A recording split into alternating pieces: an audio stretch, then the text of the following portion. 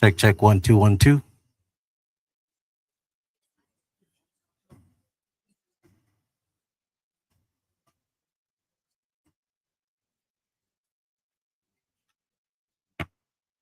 Check, check, 1, 2, 1, 2. It's coming over the stream, but I wonder why I'm not getting it. So look, I can push the green button and plug myself in. Except it's pointing. Oh,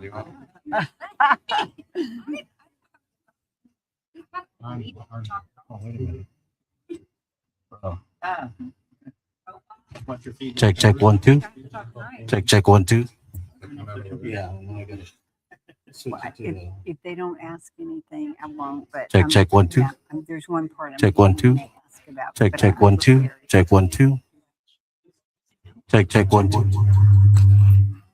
So weird. But okay, okay, good. Did you tell them? Were you supposed to tell them?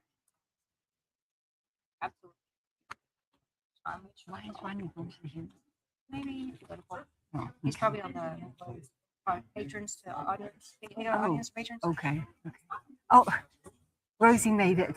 She was just taking pictures. She did it. She did it too. She did it. I got an application from next door for the lady who is their cashier. I heard that. Okay, I was talking to my mother-in-law. I think it was her the other day. She was talking about her, and I said, "Tell her." I said, "You never know when that business office will have a need," and so I don't even know if she'll be qualified. But I'm so happy because she's devastated. If she doesn't, she's gonna do a drug dealer. Are you talking about Velma? The lady that interviewed here? Yeah.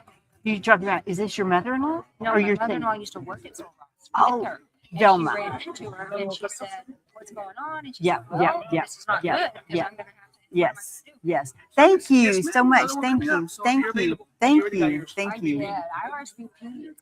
You RSVP. Thank you. Well, she okay, so she knows Giselle, who works over there.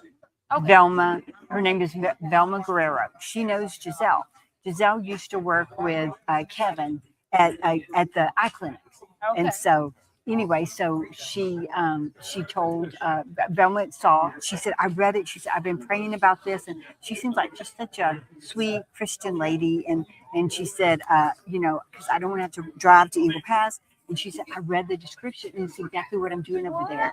That's so good. And so anyway, so she said, I, send my application, and Giselle was looking at the paperwork, and she said, "I think that's Dr. Irmis's wife that runs that department." And so they looked at me, and she said, "That's Dr. Irmis. You need to go meet her. So go over there." Oh, good. And so she just dropped by, and I didn't know who it was. Just trying to, we put a whole Okay. You notice on the women we did reverse the clip, so it's easier. Okay. Flap over this way and women flap over Okay. Oh, Okay. thank you. Okay. See, women's first men. Oh, thank you. So anyway, so she came over and met me and talked with me. And I mean, I don't know if she's going to interview, but literally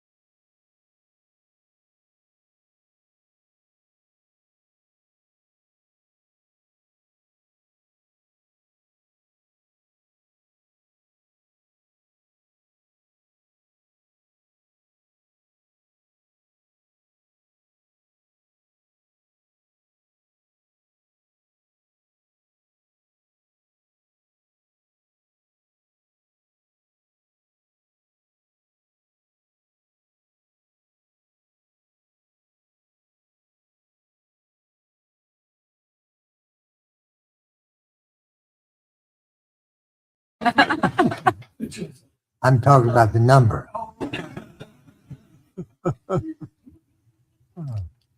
Before we begin, I'm going to ask for the prayer from.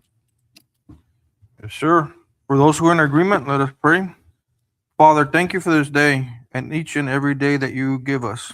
Father, I ask that you protect us from the dangers that we can see and the battles that we cannot see. Guard our minds from deception and our hearts from bitterness and our spirit from anything that tries to separate us from your peace. Give us discernment to recognize any negative situations, to move away from people who are trying to do harm. Surround us with your protection. Cover us with your glory. Let every plan formed against SWTX and the XWTX family lose its power, and every attack against our peace be defeated. Let favor surround us and the college board with wisdom and guide every decision they make. I also pray that you be with our SWTX family that have lost loved ones, that are going through sickness and dealing with family sickness. I ask that you give them comfort and healing. In Jesus' name we pray. Amen. Amen. It's now 6 o'clock. I'll call the meeting to order. We want to welcome our guests, which includes Aubrey Haynes, Derek Sandoval, Connie Buchanan, Wade Carpenter, Mario Rangel, Israel Martinez, Brenda Shell, El Salinas, Cruz Mata, Lisa Ermis, Saranya Ariado Sanchez, April Ruman, Rebecca Garza, Vanessa Villarreal, Roxana Leon, Brenda Hoffman, Emmanuel Zamora, Rosa Lara, Mark Underwood, Michael Bailey, Joy Almaraz,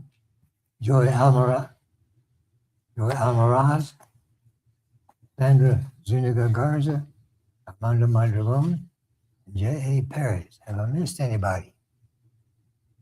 Welcome. Thank you for attending. We have an audience to patrons. Yes, sir.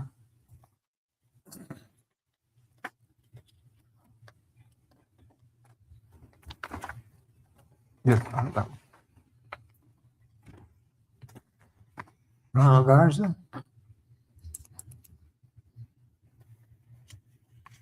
Good afternoon, members of the board and members of the audience. My name is Ronald Garza, graduate of this fine institution. I'm not going to give you the year because then I'll reveal my age. But it's a pleasure to be here tonight. I've gotten word that there's some plans to improve the gymnasium. Word has it there's going to be maybe a new AC, or not a new AC, just an AC altogether, because it's never had one. There's going to be work done to the gym floor, which is sorely needed. There's so many dead spots on that floor that I don't think our fingers and our toes would be enough here tonight to count that. It's countless, numerous problems with that gym floor. You have an excellent staff right now that's managing the gym. I couldn't say that a year ago or maybe 2 years ago, because there were some issues there keeping the gym open consistently. You have an excellent weight facilities. Downstairs, upstairs, free weights, machines, numerous stationary bikes. The issue at hand, though, with the gym is that no customers, no clientele. It's dead. I have a suggestion to maybe increase the numbers or get community members to get involved. As it is right now, there's, I think, $150 tuition fee that students or people from the community, for that matter, not students, but people from the community have to pay up front to attend or to use the gym facilities. Times are hard right now, people. Affordability is a big issue right now. So my suggestion to the board would be to consider a monthly fee instead of getting those $150 up front, which makes it very difficult for a lot of people here in our community or the surrounding areas, our tri-region for that matter. Consider that. Consider a monthly fee of $30 a month from people in the community to come and use our gym facilities. Again, it's a hidden treasure here, but nobody right now is using the facilities. The gym opens at 1 o'clock this summer, okay, till 8 p.m. By 6:30, I was the third person to sign in. I've been frequenting the gym since 1981 again.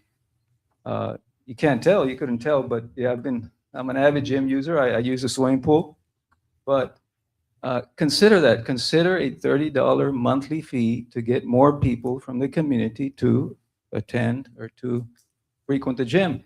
Back in the day, there used to be Zumba classes, water aerobics, and other classes offered to the community at the gym. That's not occurring anymore. Now, the campus life isn't what it used to be either. You have distance learning, you have internet classes. COVID, I think, had a lot to do with that too, when COVID set in.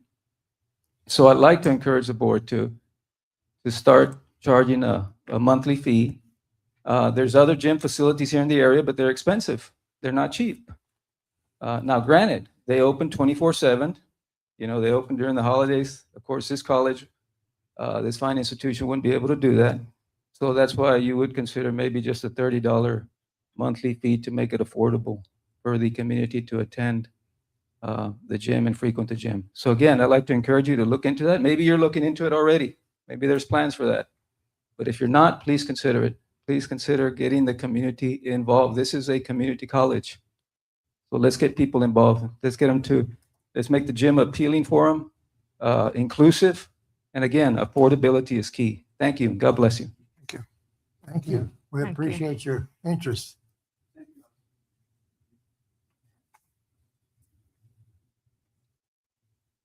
Next on the agenda, we have some reports from the library department.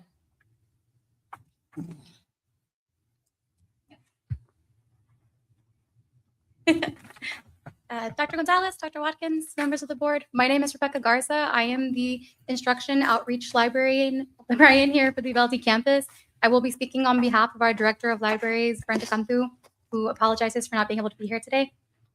Like it says on the agenda, I am going to be sharing some library updates and some of the things that we've just been working on in the year to kind of, engage with the students more and so they can be fully aware of the resources that we have available. So we can, I guess I use this.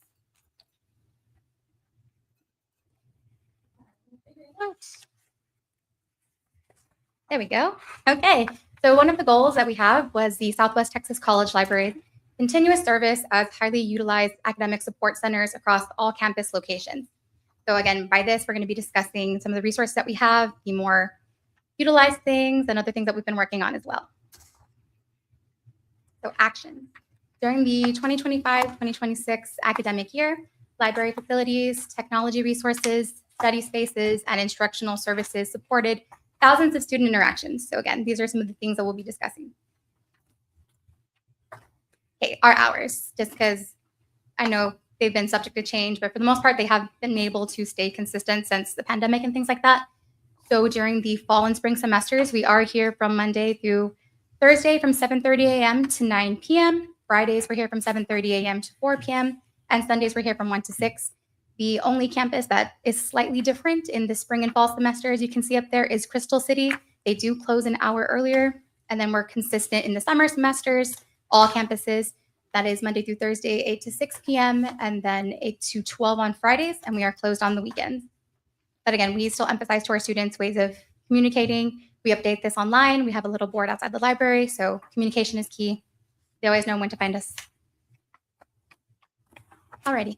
One of our big resources used, especially now with online courses and things like that, is our databases.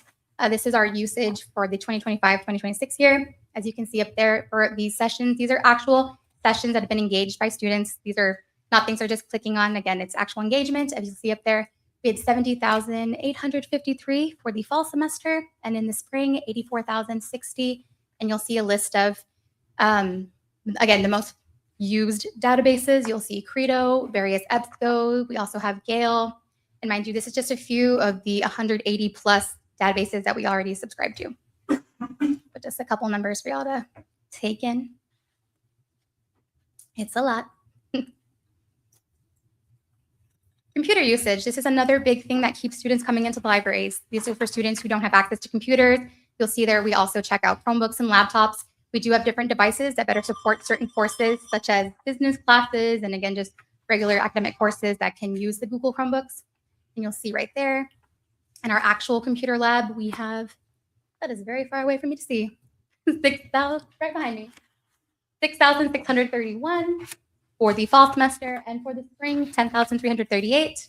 And that's in computer labs. And then for our Chromebooks and laptops, we have 548, and then 826, and there's those different semesters right there as well. And the Chromebooks has been a very popular thing with the students. We're able to support that. We love it. So it's first come, first serve, but this so we can give everybody a chance to access the materials. We do allow them to renew throughout the semester, but again, we do leave that little leeway so everybody has an opportunity. Right, printing services. This is also something that, again, students take full advantage of. We definitely advertise that as well. You see, we go through 921,000 pages printed throughout the semester. It is broken there by semesters there as well. And we do charge our students, but everything is done by smart card ID now. We don't take cash. This gives them another option to use their financial aid to pay as well, since everything is done through smart card. So it's not something that's just coming out of their pocket. They are able to link their financial aid to their smart card as well. And it's just 10 cents for anything in black and white, color 30 cents. So we're reasonably inexpensive. Some of our gate counts for the semesters as well. In the fall, you'll see we had 45,542 visitors, and in the spring, 42,343. This is going to be, again, students and the community members that we also serve. So again, you'll see the combined total was 85,885. All good things. Alrighty, and we also have study rooms usage. The library maintains 13 study rooms and 2 instructional labs. Those are in Uvalde and Eagle Pass, providing students with dedicated spaces for academic collaboration and coursework. Again, we have a lot of spaces in the library that are good for studying and collaboration, but these are for our students who prefer the more, private areas, get big groups. We have rooms that are 1 to 3 students, 12 to 14, so we accommodate as best we can for them. You'll see those numbers in Uvalde. We had 1,020, Del Rio 259, Eagle Pass 1,501, Crystal City 170, and that combined total right there of the 2,950.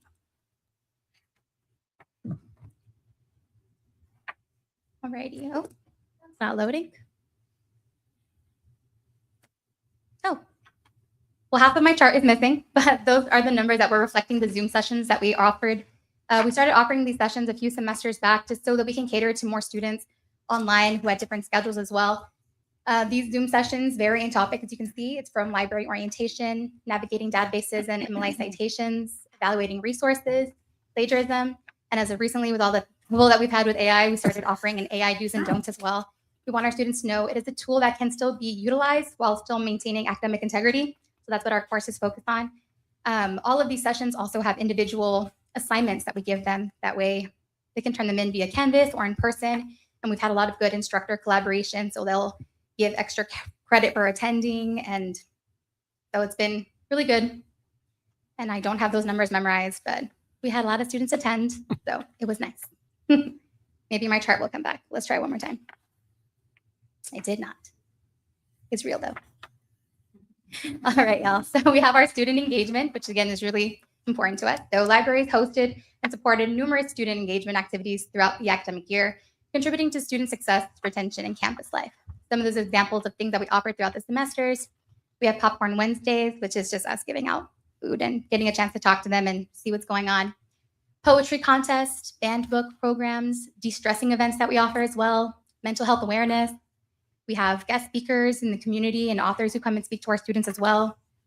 And holiday themed events just per semester as we can.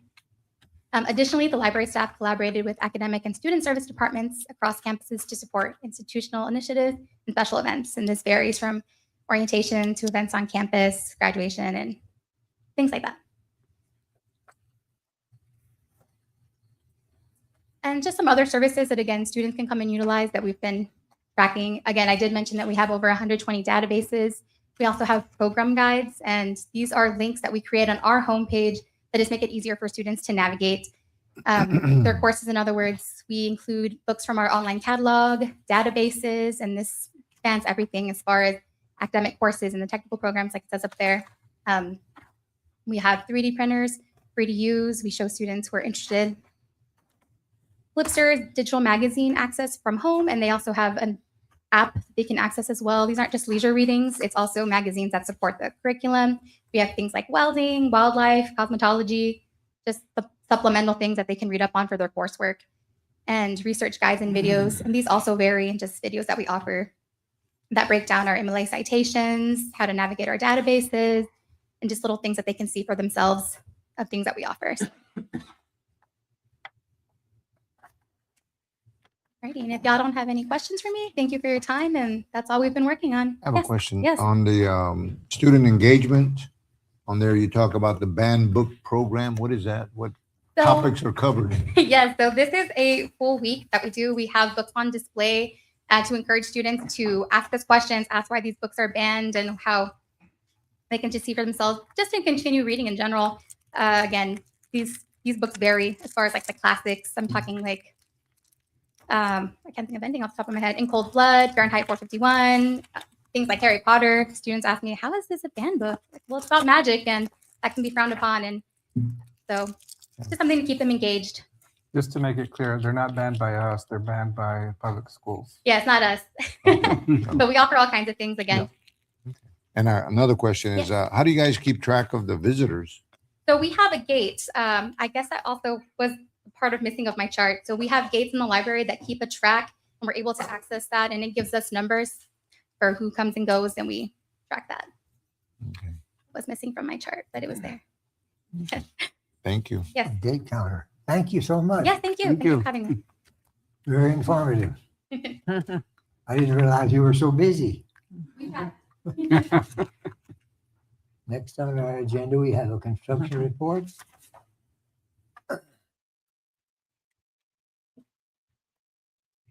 Okay, good evening, Dr. Watkins, Dr. Gonzalez, board members, faculty and staff. In our June construction report, as we get closer to the completion, were smaller things, a lot of small little things that need to be done before our completion, but we're getting close. Our bathrooms, we'll start with our HVAC at the Chettam campus.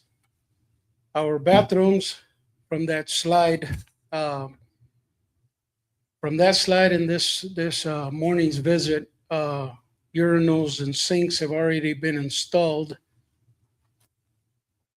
We got that going. The store front entrance on your left is a single door entry, and that'll face building A or the parking lot on the Chettam campus. Dirt work, these pictures are about 10 days old. The dirt work has started. That'll have a ramp that'll lead up to it from the parking lot to accommodate ADA on that end. The sidewalks going across to both man doors on the side, those have, the dirt work have started.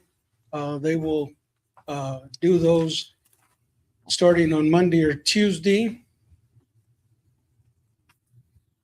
From this slide, you'll see that our ceiling grid is already done. In the middle of the picture, you'll see a visual of our fire alarm already that's installed. The fire panel is on a later slide. I did meet with the Fire Marshal Clark this morning to get a site visit on Tuesday of next week. What that does is that kind of gets us closer to our certificate of occupancy, because they are the final ones that release.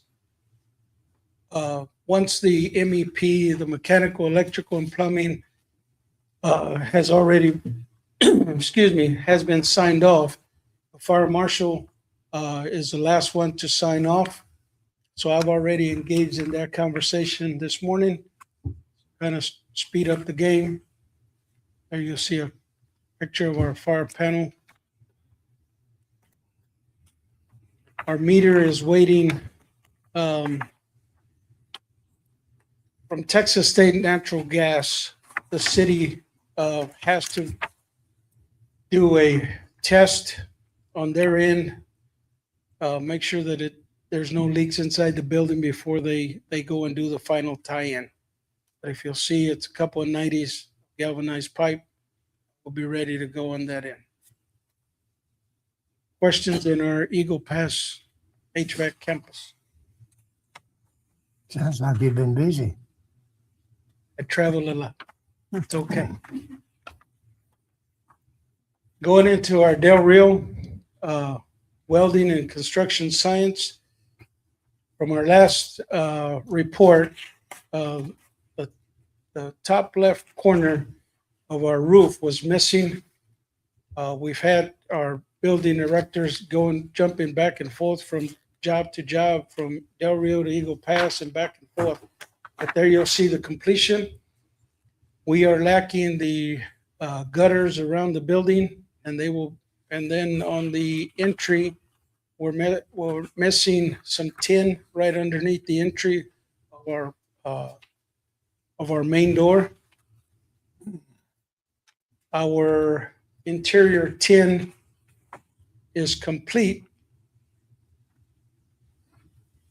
The ceiling grid has been done. It's not 100%. The HVAC guys as of Tuesday were dropping their grills for their air conditioning and heating. This is a picture of the canopy that's on the backside of the welding lab.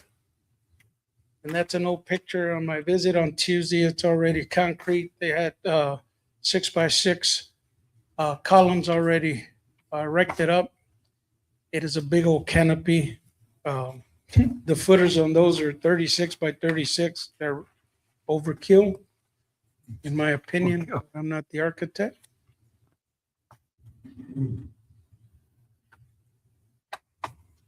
Questions on our Del Rio or the Eagle Pass campus? Are we running on schedule? We are running on schedule. Ironically, both contractors have given me a July 17th completion, which is right around the corner. We are lacking the meters in Del Rio. I met with them on Tuesday. They were trying to relocate the positioning of our meters to Letty Street, which is a subdivision 212 feet away. I met with their planning department and asked them that why did we have to relocate them? And they said, well, that's the edge of the property. And I said, you tied into this fire hydrant here, and that's an easement. I said, why can't they stay there? So 50 minutes later, they agreed to leave them in the same position. It just delayed the process. So hopefully by next week, they assured me by the end of next week, they'll have them installed. Is there any word on progress on the elevators for the library and for the? Mr. Gonzalez from O'Connell Robertson will be here on Thursday, and we'll go over that. We had a contract sent off, revised. There was a draft sent over to Vice President Sandoval. So they laughed when I told them they wanted blueprints, and I said, we have blueprints. And I said, well, yes, that's what we need. I said, no, you don't understand. They're actually blue. So from our plan room, they are blue. So they're waiting to pick those up on Thursday. So they'll have a site visit on Thursday. So they're making some progress. Yes, sir. Thank you. I'm in Thursday. Yeah. Thank you.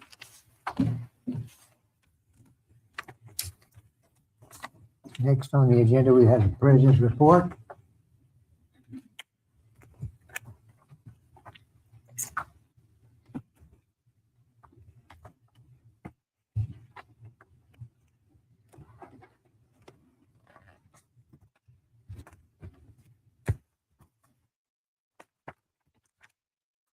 Okay, thank you.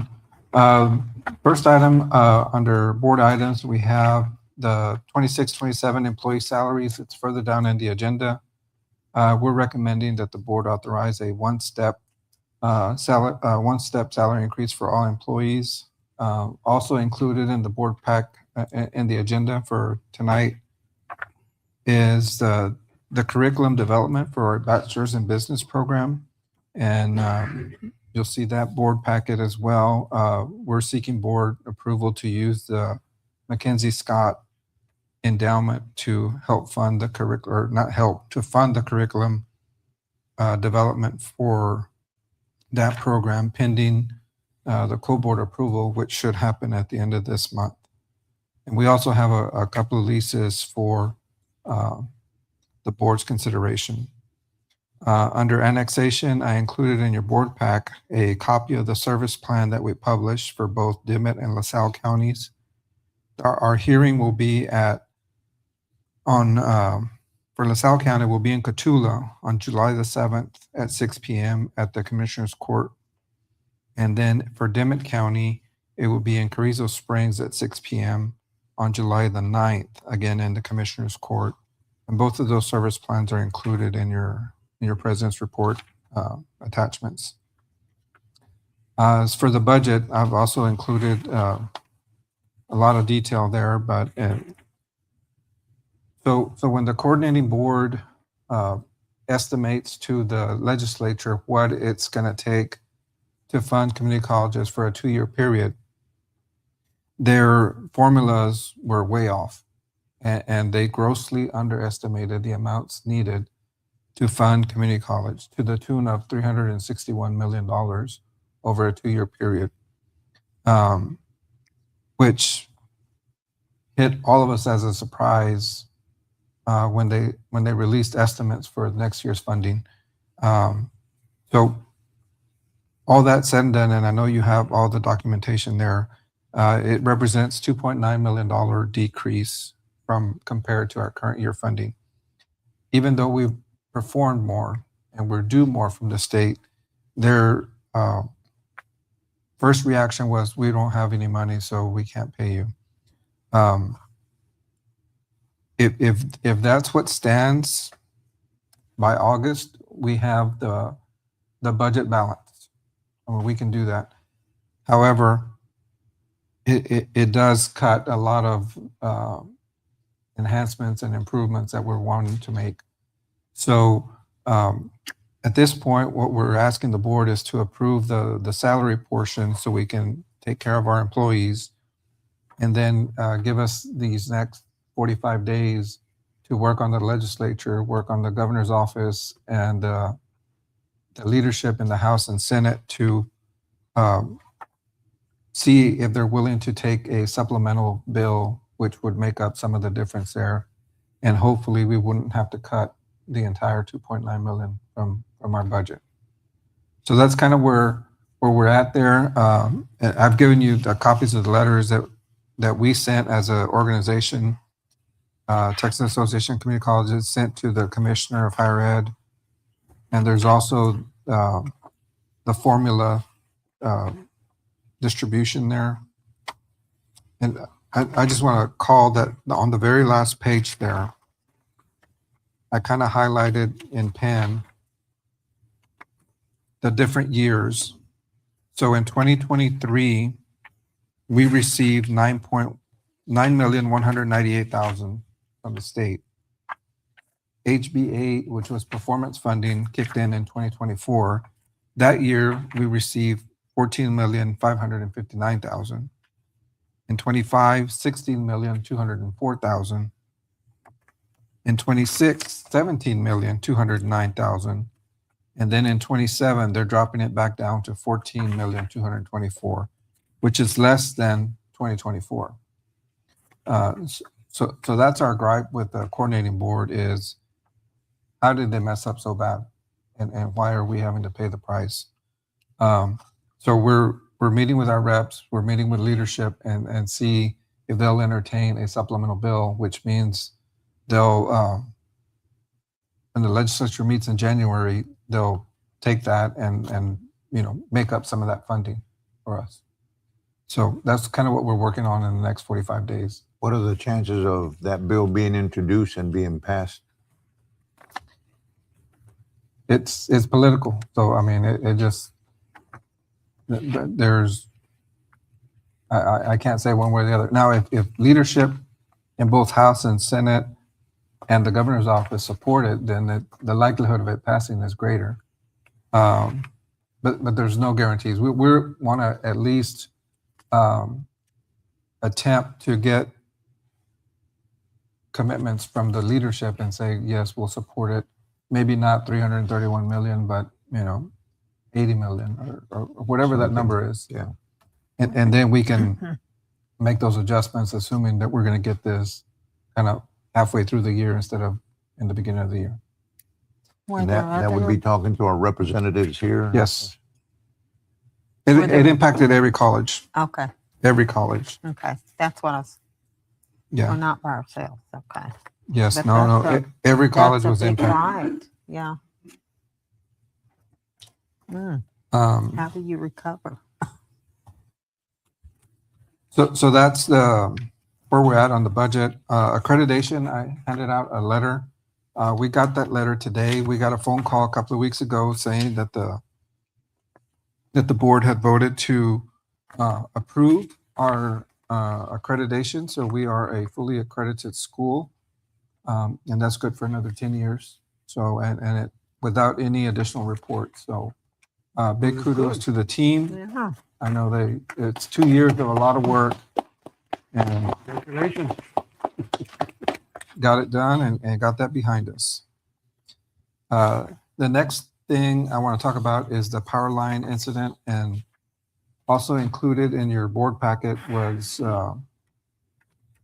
kind of an overview of what occurred, what we've done. So for the sake of the audience, yeah, Vanessa's going to hand out some copies. I'm just going to kind of go over this information, and please bear in mind that we have to abide by our FERPA regulations that prohibit us from divulging personal identifiable information, names, et cetera, conditions of students. So please refrain from asking those FERPA related questions. They're omitted for a reason. So on May 28, 2026, at approximately 2:21 p.m., an incident occurred during a scheduled training exercise at the college's power line tech program involving a bucket truck. 2 students were elevated in the equipment while performing routine instructional activities when the boom unexpectedly descended. Emergency response protocols were immediately activated, and local emergency medical services arrived promptly on site. 2 students were involved in the incident. 1 student sustained serious injuries and received advanced medical care. The student has since been released from the hospital and is currently recovering. 1 student sustained critical injuries and, despite life-saving efforts by emergency responders, passed away. Our response and immediate actions: campus police secured the scene immediately following the incident. Emergency medical personnel responded within minutes and transported both students for care. The equipment involved has been removed from service and secured for investigation. The college initiated internal protocols and notified appropriate authorities. As far as the investigation status, the cause of the incident remains under active investigation at this time. The equipment had previously undergone maintenance and had been returned to service. The specific cause of the malfunction has not yet been determined. An independent third-party inspection is being arranged to ensure a comprehensive evaluation. And it's important to note that conclusions regarding causation will be based on the results of these investigations. The support for the students and families, the college has mobilized resources to support those impacted. Counseling service have been made available to students, faculty, and staff. The college is providing support to the affected families, including assistance with immediate needs. And program participants have been offered academic accommodations during this period. The program status: the Powerline Tech program was temporarily paused following the incident. The instruction has since resumed with modifications to ensure continued student safety. Certain equipment, including bucket truck operations, will not be utilized until further notice. Going on to the safety review and preventive measures. The college is undertaking a comprehensive review of the program, including one, the equipment inspection and maintenance protocols, operational safety procedures and controls, instructor oversight and training practices, curriculum design, and risk management measures. In addition, the college will convene its advisory council and engage external experts to identify and implement any necessary improvements. The safety of students, faculty, and staff remains the college's highest priority. While this incident remains under investigation, the college is committed to conducting a thorough and objective review, implementing all appropriate corrective actions, if any, communicating responsibly and transparently with the community. In closing, this is a deeply tragic event that has impacted the entire college community. Our thoughts are with the individuals involved and their families during this difficult time. Out of respect for the integrity of the investigation and the privacy of those affected, the college will provide additional updates as appropriate. So is the investigation still ongoing? Yes, sir. And you mentioned something up here that the equipment had gone maintenance and returned, the equipment had undergone maintenance Yes, and was returned to service? correct. Do you know who did the maintenance? I'm sure. We do. We do, and that's all.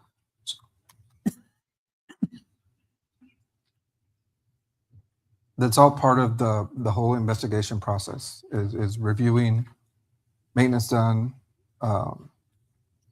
visiting with that.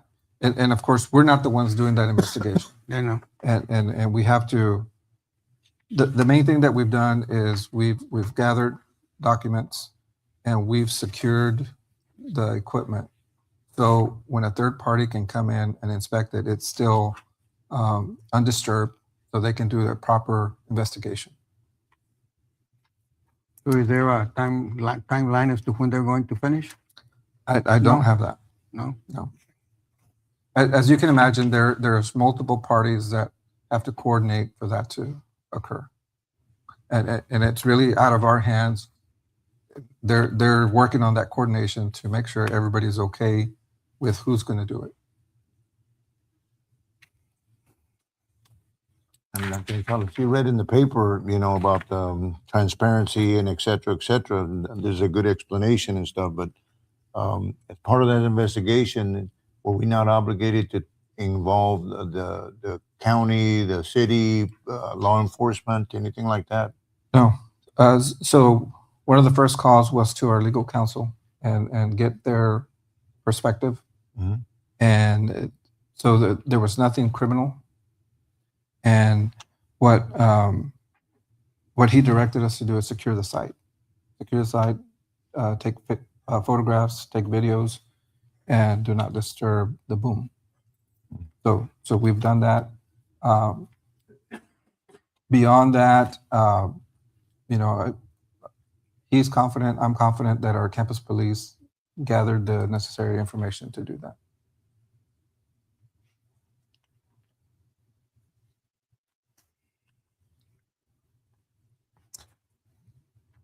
That's all I have for the report, sir. Thank you. Appreciate that. We next have a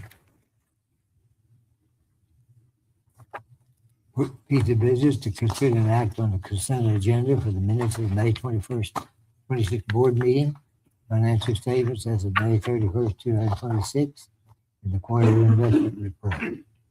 Do I hear a motion? Go ahead and move that we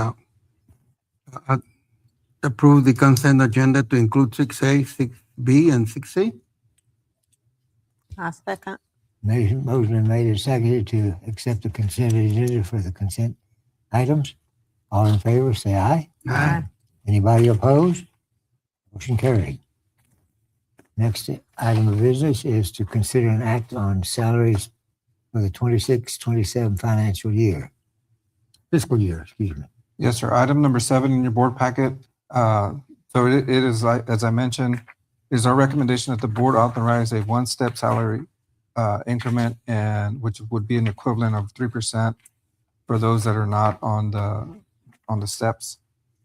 And that way we can start working on salary agreements and contracts for the next year. And that'll be incorporated in the budget. The question is there, we have people in different salary levels, like the maintenance people, all these. So how does that affect them? If they're making 30,000 and somebody's making 60,000, a 3% increase or one step? So one step varies on the different scales. So they're not, each step is not 3%. Some steps are more, some steps are less. Some people at the lower level, lower paid will. It depends. It depends. Some of the lower levels are more than 3. Some of them are less than 3. They're not. It's not the same percentage. So it's not across the board. It's not across the board, and that's why we have a step. Now, in the past, we've done, below a certain threshold. I remember at one point authorized 2 steps. 30,000, 5%, and then between 30 and 60, like 4%, and then above 60, 2%. So that the ones at the lower levels get a higher percentage. So is that how this is going to work or not? No, but we can do, you can authorize us to do more than one step, below a certain threshold. Do it equal a certain amount. So if you do 2 steps below, say, 40,000, 45,000, something like that, then you can pretty much guarantee that they're going to get at least 3%. Some of them may end up with 6. It's because of the way the scales are. But we can certainly entertain below a threshold, whatever you're comfortable with as far as that. I would like to see something like that in a percentage so that the people that are making less, their percentages needs to be higher than the people up on the very top making whatever. Sure. So Were you going to give us a breakdown as to? I don't have. Let me see if I have my laptop. Do you have a laptop there, Benji?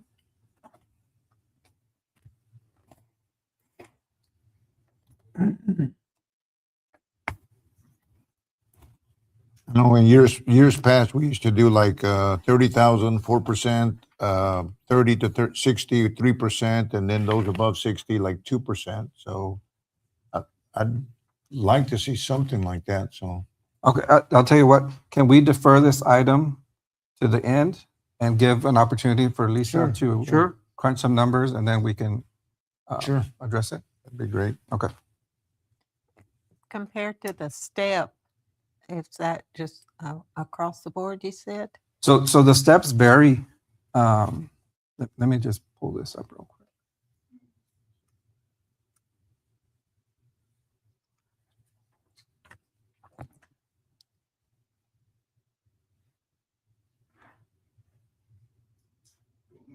I got it.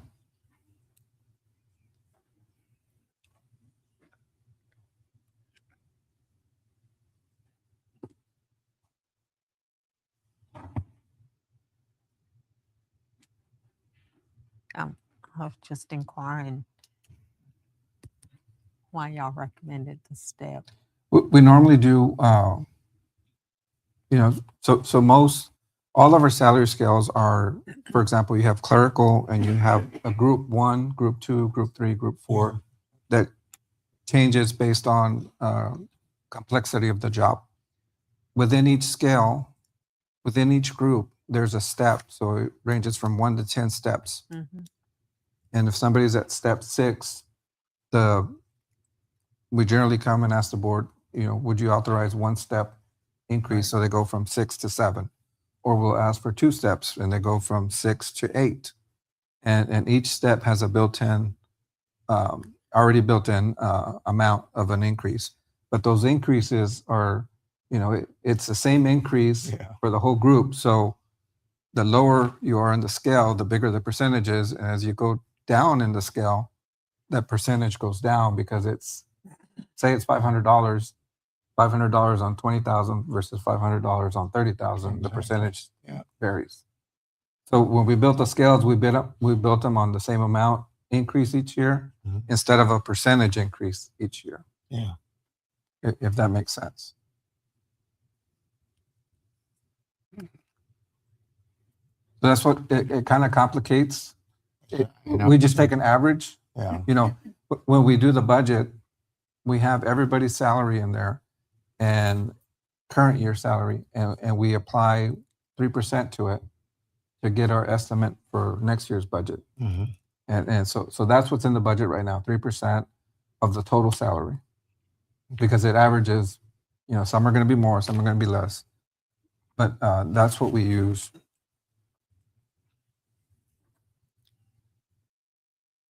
I was just wondering if it was more advantageous for the employee to get that extra step. I don't know. I'm just asking. It's not loading, but give us time. We'll move it up to the Okay. end. Sure. And it'll give us time to Figure something out. be able to, come up with a strategy there. So Okay. if we just hold 7 to 8. till 13, yeah.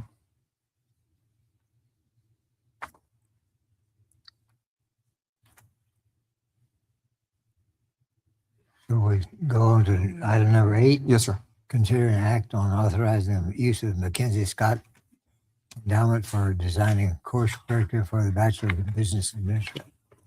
That's your business program. Yes. So this is item number 8 in your board packet.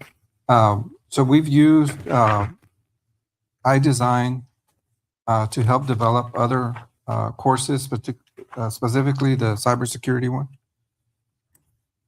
but also 31 other general ed courses. And they gave us a proposal, which is in the back of page 3. And this is to develop all the higher level courses that we need.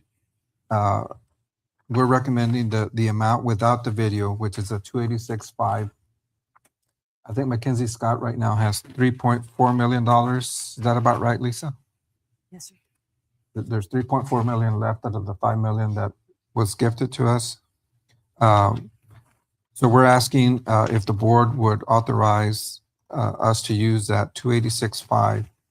And then on the last page there, you'll see what those courses are that we're asking them to develop. And of course, this would be after the coordinating board approves our program at the end of July. So we get the approval, but hold off until they formally approve it, and then we'll get them going on these courses. You all are recommending the one without the video, right? Correct. Right. How crucial is the video? What I'm told is it's not, and Dr. Underwood can speak to it. He kind of worked with iDesign on the other courses, but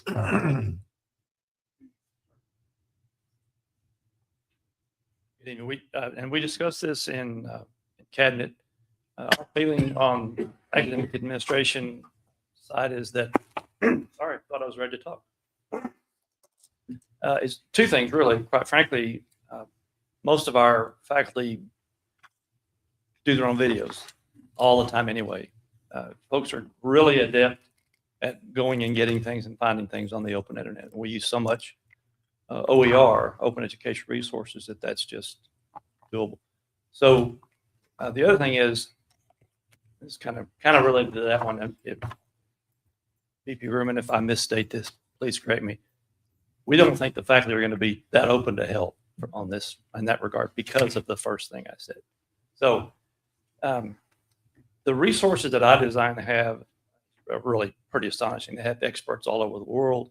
A faculty member that we would assign to each course would have a personal representative from iDesign and meet throughout a semester or how long it takes.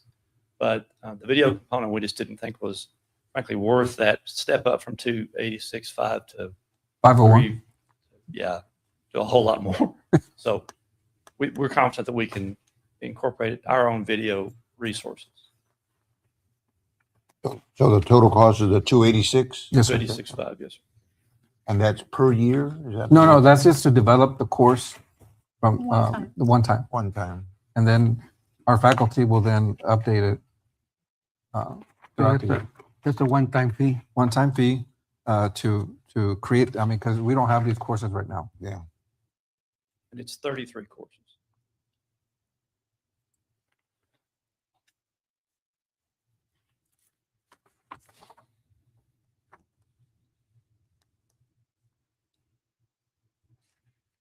Because it only shows 11 courses here.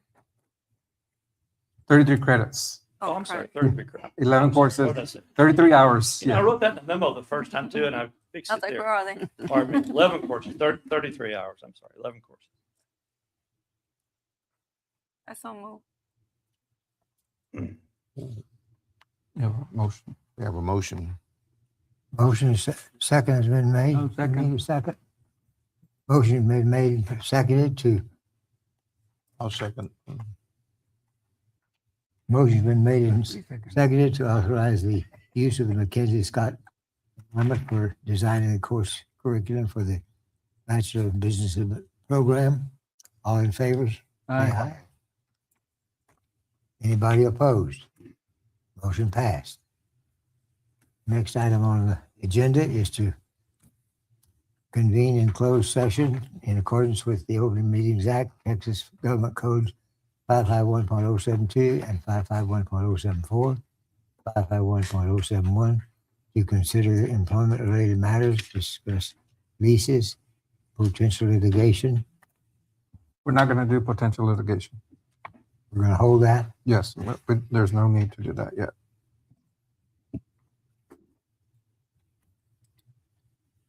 So we'll excuse you all and we'll reconvene after we get through fussing and discussing.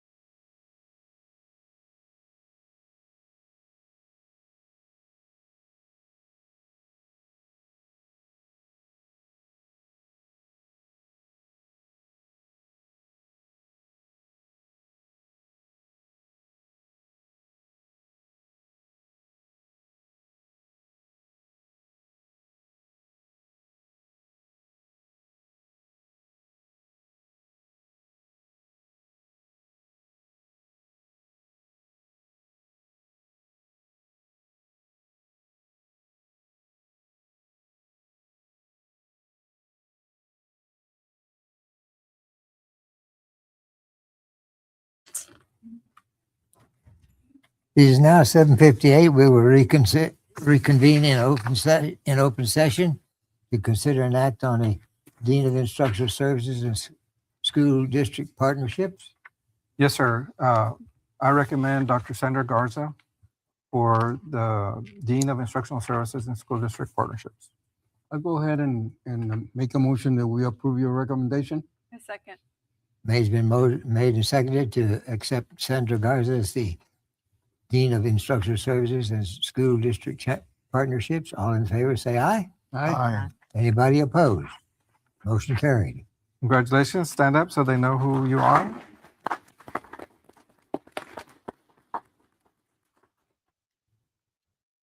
Next on the agenda is to consider an act on the contract with the Revive Cafe renewal. Yes, sir. We recommend that we renew the lease agreement with Revive Cafe at the same current rate of 17% of gross sales per month. I so move. Motion been made. Do I hear a second? I'll second. Motion been made and seconded to renew the contract with Revive Cafe. All in favor, say aye. Aye. Motion passed. Nobody opposed. Consider an act on a lease request from the Church of Jesus Christ of Latter-day Saints to lease the building for their. Yes, sir.